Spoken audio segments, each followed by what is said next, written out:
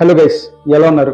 Recent గా మనం చిరంజీవి ఎవరు, ఆ చిరంజీవి తాలూకు స్టోరీస్ ఏంటి అనేది ఒక సిరీస్ ని స్టార్ట్ చేసాం. ఆ సిరీస్ లో భాగంగా ఆంజనేయ స్వామి గురించి, విభీషణుడి గురించి, అలాగే పరశురాముడి గురించి పార్ట్ 1 చెప్పాం. ఇప్పుడు ఈ వీడియో పరశురాముడి గురించి పార్ట్ 2 అన్నమాట. పార్ట్ 1 లో జరిగిందంతా ఒక 20 seconds లో రీక్యాప్ చేస్తాను. భృగువంశంలో భార్గవరాముడు పుట్టాడు, తన శివుడి కోసం తపస్సు చేశాడు. శివుడు వచ్చి ఒక గండ్రగొడ్డల్ని ఇచ్చాడు. ఆ గొడ్డలు తీసుకుని ఊరంతా తిరగడం వల్ల భార్గవరాముడికి పరశురాముడు అని పేరు వచ్చింది. యాక్చువల్లీ పరశు అనేది ఆ గొడ్డల పేరు, అందుకనే భార్గవరాముడు పరశురాముడు అయ్యాడు. ఆ తర్వాత ఒక రోజు దేవతల తరఫున యుద్ధం చేయమని చెప్పేసి శివుడు అడుగుతారు. అలా శివుడు అడిగారు కదా అని చెప్పేసి దేవతల తరఫున పరశురాముడు యుద్ధం చేస్తాడు. పరశురాముడు యుద్ధంలో సూపర్ గా పర్ఫామ్ చేస్తాడు. ఆ యుద్ధాన్ని గెలుస్తారు. ఆ యుద్ధం మొత్తం అయిపోయిన తర్వాత పరశురాముడు ఫుల్ గా అరిసిపోయాడు. అప్పుడు శివుడు ఏంటంటే పరశురాముడు వజ్రకాయుడు చేశాడు. అంటే డైమండ్ ఎంత పవర్ఫుల్ గా ఉంటుందో తన బాడీ కూడా నుంచి అంత పవర్ఫుల్ గా అవుతుంది అనమాట.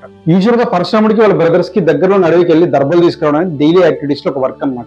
సో అడవికి వెళ్తారు, అడవిలోనే కొన్ని దర్భలు తీసుకొస్తారు. దర్భలు అంటే ఏ పడితే అవి తీసుకురావడం కాదు. యూజువల్ గా దర్భలు అంటే కొన్ని రకాల వుడ్స్ అనమాట. కానీ ఏ పడితే అవి తీసుకురాకూడదు. స్పెసిఫిక్ గా ఒక 5 to 7 టైప్స్ ఉంటాయి. వాటిని మాత్రమే ఏరుకుని రావాలి. సో అడవిలో వాటిని ఎత్తుక్కుని ఏరుకుని తీసుకురావడానికి కొంచెం టఫ్ జాబే కాబట్టి ఈ అన్నదమ్ములు మొత్తం ఎవ్రీడే ఆ టాస్క్ ని కంప్లీట్ చేయడం కోసం అడవిలోకి దర్భలు తీసుకొస్తూ ఉంటారు. అదే టైం జమదగ్ని ఆశ్రమంలో ఏం జరిగిందంటే కార్తవీర్యార్జునుడు అని చెప్పి ఒక కింగ్ ఉంటాడు. ఆ కింగ్ అటువైపు తన సైన్యం మొత్తాన్ని తీసుకుని వచ్చాడు ఏదో పని మీద. కాకపోతే ఆ టైంలో సైన్యం మొత్తానికి బాగా ఆకలేస్తుంది. సో దగ్గరలో జమదగ్ని ఆశ్రమం ఉండడంతో ఆ సైన్యం మొత్తాన్ని అక్కడ తీసుకొచ్చి నాకు మా సైన్యానికి బాగా ఆకలేస్తుంది, తినడానికి ఉంటే పెట్టండి అని చెప్పి కార్తవీర్యార్జునుడు అడుగుతాడు. సరే అని చెప్పేసి జమదగ్ని లోపలికి వెళ్ళి వాళ్ళకి ఏం కావాలంటే ఆ ఫుడ్ ఐటమ్స్ తీసుకొస్తూనే ఉంటాడు, పెడుతూనే ఉంటాడు. ప్లస్ అది కూడా ఆ ఫుడ్ ఐటమ్స్ అన్ని వాళ్ళకి బాగా ఇష్టమైన ఫుడ్ ఐటమ్స్. కార్తవీర్యార్జునుడికి ఏం జరుగుతుందో అర్థం కాదు, షాక్ అయిపోతుంది. అదేంటి చూడటానికి చిన్న ఆశ్రమం ఉంది, ఇంతమంది సైన్యానికి ఎలా ఫుడ్ పెడుతున్నారు వీళ్ళు, అందరికీ ఇష్టమైన అంత స్పెసిఫిక్ గా ఎలా తీసుకురాగలుగుతున్న విషయం అర్థం కాక లోపలికి వెళ్ళి చూస్తాడు అసలు అక్కడ ఏం జరుగుతుంది అని చెప్పేసి. అక్కడ జరుగుతున్న దృశ్యాన్ని చూసి కార్తవీర్యార్జునుడు షాక్ అయిపోయాడు. యూజువల్ గా ఈ కార్తవీర్యార్జునుడికి 1000 చేతులు ఉంటాయి, చాలా పవర్ఫుల్ కింగ్ అనమాట.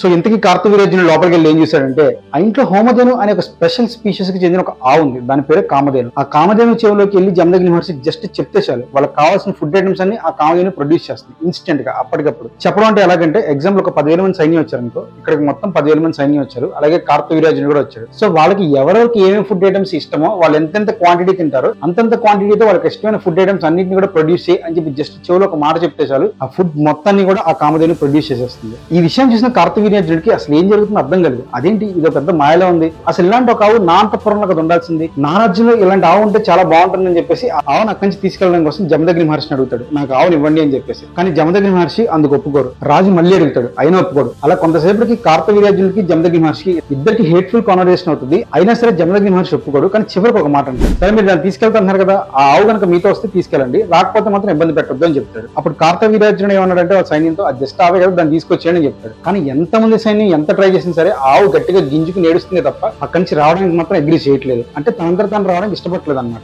అప్పుడు కార్తవీర్యార్జునుడు ఒక ఆర్డర్ వేస్తాడు, ఆ ఆవుని బలవంతంగా అయినా సరే తీసుకొచ్చి మన రాజ్యంలో పెట్టండి అని చెప్పేసి. అప్పుడు అక్కడ ఉన్న సైన్యం మొత్తం ఆ ఆవుని చాలా ఫోర్స్ఫుల్ గా ఈడ్చుకుని వస్తుంటుంది. ఆ ఆవుకు ఒక చిన్న దూడపిల్ల కూడా ఉంటుంది. ఆ దూడ కూడా ఎంతో ఏడుస్తుంది. అయినా సరే పట్టించుకోకుండా ఆ ఆవుని ఈడ్చుకుని వెళ్తూ ఉంటారు. అప్పుడు అక్కడికి జమదగ్ని మహర్షి అడుగుతాడు, తల్లిని బిడ్డని వేరు చేయడం కరెక్ట్ కాదు, మీరు అలా చేయొద్దు అని చెప్పేసి. అయినా సరే ఈ సైన్యం మొత్తం రాజు చేసిన ఆర్డర్ కాబట్టి వినకుండా ఆ ఆవును అక్కడి నుంచి చాలా ఫోర్స్ఫుల్ గా ఇబ్బంది పెడుతూ కొడుతూ అక్కడి నుంచి తీసుకుని వెళ్ళిపోతారు. కొంతసేపటికి పరశురాముడు దర్భం తీసుకుని ఆశ్రమానికి తిరిగి వచ్చాడు అనమాట. అమ్మ రేణుకాదేవి ఒక పక్కన, నాన్న జమదగ్ని ఒక పక్కన చాలా డల్ గా కూర్చుని ఉన్నారు. తనకి ఏం జరిగిందో అర్థం కాలేదు. అటు ఇటు చూస్తూ ఉంటాడు, ఏంటి ప్రిన్సెస్ అంతా చాలా వింతగా ఉంది, చాలా మందికి భోజనాలు పెట్టినట్టుంది, అసలు ఏం జరిగింది, ఎందుకు ఇద్దరు డిసప్పాయింటెడ్ ఉన్నారని చూస్తే అక్కడ కామధేను కనిపించింది. పరశురాముడు డౌట్ వచ్చింది, ఏం జరిగిందని చెప్పి అడుగుతాడు. అప్పుడు అమ్మ జరిగిన విషయం మొత్తాన్ని చెప్పింది. వెంటనే పరశురాముడికి కోపం వచ్చింది. ఆల్రెడీ దేవతల తరఫు నుంచి రాక్షసులతో యుద్ధం చేశాడు కదా, సో పిచ్చ కాన్ఫిడెంట్ గా ఉన్నాడు. ఇంకా వెంటనే పరశురాముడు తన గండ్రగొడ్డల్ని పట్టుకుని కార్తవీర్యార్జునుడి దగ్గరికి వెళ్ళాడు. కార్తవీర్యార్జునుడు రాజ్యం ముందుకెళ్ళి గట్టిగా అరుస్తున్నాడు, కార్తవీర్యార్జున నా కామధేను నా వెనక పంపించు అని చెప్పేసి. అయినా సరే ఎవరు రెస్పాండ్ అవ్వట్లేదు. అలా చాలాసేపు పరశురాముడు బయట నుంచి పిలుస్తున్నాడు. కానీ ఎవరు రెస్పాండ్ అవ్వకపోయేసరికి పరశురాముడు ఏం చేస్తాడంటే యుద్ధానికి ఆహ్వానిస్తాడు. కార్తవీర్యార్జున నువ్వు ఇప్పుడు నాతో యుద్ధానికి వస్తావా రావా అని చెప్పేసి. కాకపోతే చాలాసేపు కార్తవీర్యార్జున కూడా ఆలోచిస్తాడు. ఏమనంటే యూజువల్ గా పరశురాముడు ఒక బ్రాహ్మణుడు. సో ఇప్పుడు నేను కనుక ఈ బ్రాహ్మణుని చంపాను అనుకో, బ్రాహ్మణ హత్య అనేది ఒక రాజుకి చాలా పెద్ద పాపం. అలాంటి పాపం నాకు అవసరం అని చెప్పి అనుకుంటాడు. ఇంకొక పక్క రాజధర్మం యుద్ధ నియమం ప్రకారం చూస్తే ఎవరైనా సరే మన యుద్ధానికి ఆహ్వానిస్తే కింగ్ పొజిషన్ లో ఎవరైనా సరే యుద్ధాన్ని ఫేస్ చేయాలి, అట్లీస్ట్ అటెంప్ట్ చేయాలి. అప్పుడు కార్తవీర్యార్జునుడు ఆలోచించాడు, బ్రాహ్మణుడి మీద డైరెక్ట్ గా మనల్ని అటాక్ చేసే తప్పు, కానీ బ్రాహ్మణుడు యుద్ధం కావాలని చెప్పి కోరుకుంటే దాన్ని ఫుల్ఫిల్ చేయడం మన రెస్పాన్సిబిలిటీ కదా అని చెప్పేసి తన సైన్యంలో కొంత భాగాన్ని పంపిస్తాడు. కానీ పరశురాముడు ఆ బెటాలియన్ మొత్తాన్ని చంపేస్తాడు. ఆ విషయం తెలుసుకున్న కార్తవీర్యార్జునుడు ఇంకొంతమంది పవర్ఫుల్ సోల్జర్స్ ని పంపిస్తాడు. వాళ్ళని కూడా గండ్రగొడ్డలతో పరశురాముడు విత్ ఇన్ మినిట్స్ లోనే చంపేస్తాడు. అలా ఎన్నో బెటాలియన్స్ వెళ్తూనే ఉంటే వెళ్ళినట్టు వెళ్తాయి తప్ప తిరిగి ఒక్క బెటాలియన్ నుంచి ఒక్క సోల్జర్ కూడా వెనక్కి రాడు. అందరినీ పరశురాముడు చంపేస్తాడు. ఇంకా చివరికి బాగా కోపం వచ్చి కార్తవీర్యార్జునుడు డైరెక్ట్ గా పరశురాముడి మీద యుద్ధానికి వెళ్తాడు. అప్పుడు పరశురాముడికి కార్తవీర్యార్జునుడికి చాలా పెద్ద యుద్ధం జరిగింది. కార్తవీర్యార్జునుడు కూడా నార్మల్ వాడు కాదు, తను కూడా చాలా పవర్ఫుల్ క్యాండిడేట్. పరశురాముడు కార్తవీర్యార్జునుడు సూపర్ గా యుద్ధం చేసుకుంటున్నారు. ఒకరికొకరు నేనా నువ్వు అన్నంత రేంజ్ లో యుద్ధం చేసుకుంటున్నారు. ఆల్రెడీ మీకు చెప్పాను కదా, కార్తవీర్యార్జునుడికి 1000 చేతులు అని చెప్పేసి తన 1000 చేతులతో పరశురాముడు ఆపుదామని చూస్తున్నాడు. కానీ పరశురాముడు ఒక్కొక్క చేతిని నరుక్కుంటూ అలా కార్తవీర్యార్జునుడికి ఉన్న 1000 చేతుల్ని ఫైనల్ గా నరికేశాడు. చివరికి కార్తవీర్యార్జునుడిని కూడా చంపేశాడు. చంపేసి అక్కడి నుంచి ఆవును తీసుకుని ఇంటికి వచ్చాడు.